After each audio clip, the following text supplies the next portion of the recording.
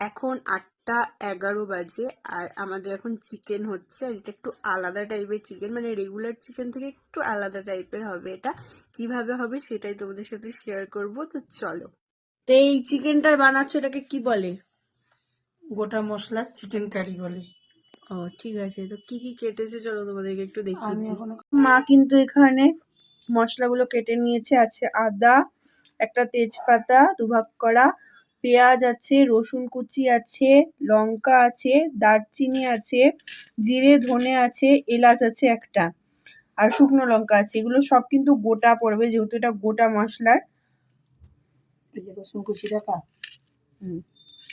দেখো প্রথমে চিকেনটা দিয়ে দিয়েছে, তার সাথে এরকম সাইজের একটা কিন্তু টমেটো পড়বে, সেটা বলতে ভুলে গেছিলাম। দিয়ে দিল তেল, বেশ খানিকটা কিন্তু তেল দিয়েছে।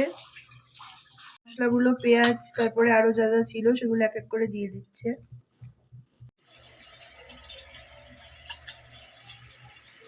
সব একসাথে পড়বে, হ্যাঁ, গোলমরিচও পড়বে ওতে।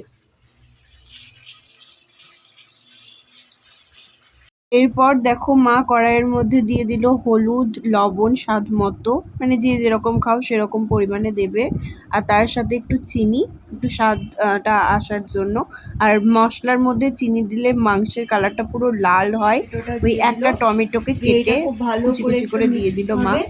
মিক্সের পর এটা কিন্তু খুব সুন্দরভাবে কষানো হবে। এখন মা এখন কিন্তু খুব ভালোভাবে মিক্স করছে ওটাকে, আর মিক্স করে এটা কিন্তু এখন ঢাকা পড়বে আর এটা কষানো হবে লো ফ্লেমে। এবার ঢাকা পড়বে, ঢাকা পড়লো, ঢাকার পর ফিরে আসছি। এরকম হচ্ছে এটা। এখন আরো কষানো হবে, দেখো তেল হালকা হালকা ছাড়তে শুরু করে দিয়েছে। একটু সস, টমেটো কেচাপ।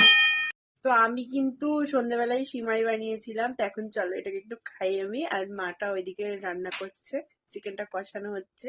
কষে এখন এরকম অবস্থা হবে, আরো তেল এখন থেকে ছাড়বে, চিকেনটা কষানো হচ্ছে। গাইস এরকম দেখো তেল কিন্তু ছেড়ে যাবে আর কি, একটু তেল তেলই হবে। এটা কিন্তু শুয়ে বসে রান্না ইচ্ছা করতে না চাইলেও করতে পারবে, মানে একদম সিম্পল একটা ওয়েতে রান্না এটা।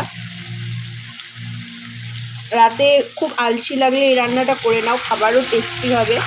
তার সাথে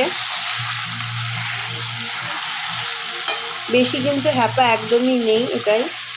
কিন্তু হয়ে গেছে। এবার এটাকে কিন্তু গরম গরম সার্ভ করো, গরম ভাতের সাথেও খেতে পারো, রুটির সাথেও খেতে পারো। দেখা হচ্ছে অন্য একটা ব্লগে। সবাই সাবস্ক্রাইব করে নাও, ফলো করে নাও, বাই।